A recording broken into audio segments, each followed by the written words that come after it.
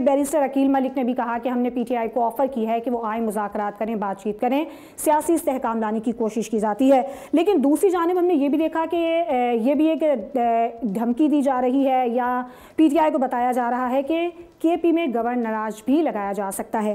تو اصل میں حکومت کے مائنڈ میں چل کیا رہا ہے؟ جی بالکل، بسم اللہ الرحمن الرحیم۔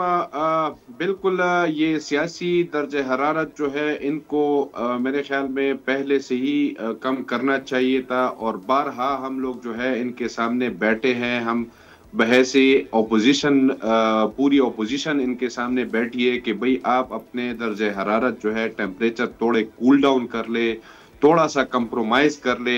آپ فیڈریشن کے ساتھ اگر لڑیں گے تو اس میں نقصان جو ہے پورے ہمارے صوبے کا نقصان ہے، صرف یہ اس میں نقصان جو ہے پی ٹی آئی کا یا کسی سیاسی جماعت کا نہیں ہے، پورے ہمارے صوبے کا نقصان ہے۔ لیکن بدقسمتی سے یہ سیاسی نابالغ ہے، ان کو بات جو ہے ان کے پلے جلدی نہیں پڑتی ہے، اور ان کو جو ہے یہ مزاحمتی سیاست کرنے کا شوق بہت زیادہ ہے، اور یہ لوگ چاہتے ہیں کہ ہمیشہ یہ تلوار لے کر جو ہے سیاست کرے۔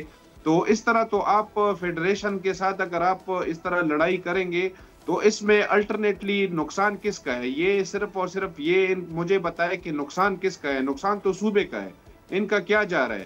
اور سیکنڈلی بات یہ کہ یہ خوشائن بات ہے اگر ہم اس کو پھر بھی ایک چانس دے دیں ایک ٹیبل ٹاک کے لیے، یا ایک جو صحیح جمہوری سیاست ہے اس کو کرنے کے لیے۔ لیکن بدقسمتی یہ ہے ان کی کہ ان کے اوپر اگر تھوڑے سے نرم دن آ جائے پھر یہ جو ہے سختی کی طرف چلے جاتے ہیں۔ تو ان کے اوپر بندہ اعتماد نہیں کر سکتا ہے کہ اگر ان کے ساتھ ہم لوگ بیٹھ جائے تو ان کی کیا گارنٹی ہے کہ یہ کل کو پھر جو ہے ایسے ہارش لینگویج اور ہارش سٹیٹمنٹ نہیں دیں گے۔ سبسکرائب کریں اور بیل دبائیں تاکہ کوئی خبر رہ نہ جائے۔